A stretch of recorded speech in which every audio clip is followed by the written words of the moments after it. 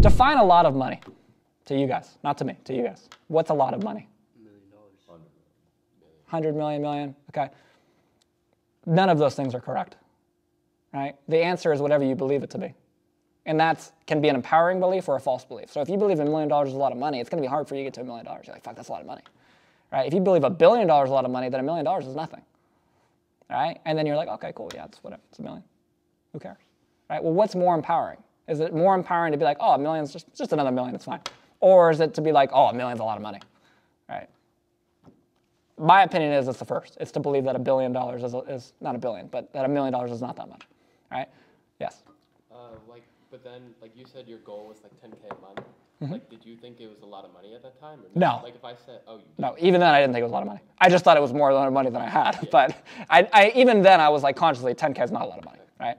But it's hard for you. It's hard when you're in high school too, because like you don't understand. Like you might have a little bit more like idea of like the value of like amounts of money, because you.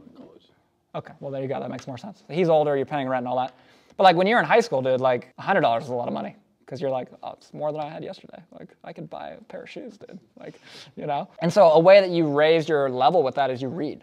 You read and you take in a lot of, like, dude, when you're listening to like John Rockefeller talk about $600 billion, like 10 grand doesn't seem like a lot of money, bro. Like, you know? Is a degree required to get a high-paying job? No, but I think we can agree it probably helps you, right? Okay. Is a high-paying job the only way to make a lot of money? No, actually, it's probably one of the worst ways to make a lot of money.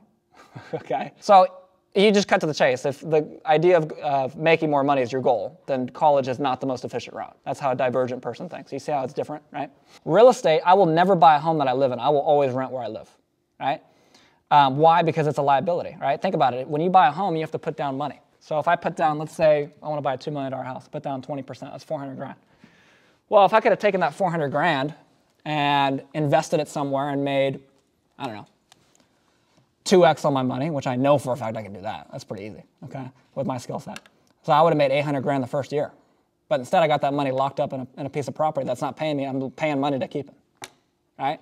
Versus if I rent, I can rent a super nice place, pay the same amount of money monthly, keep the 400 grand, invest the 400 grand, make 800, pays for the entire rental unit for like 10 years, and I still got my 400 grand to do it again next year. I'm not locking up my cash. Does that make sense?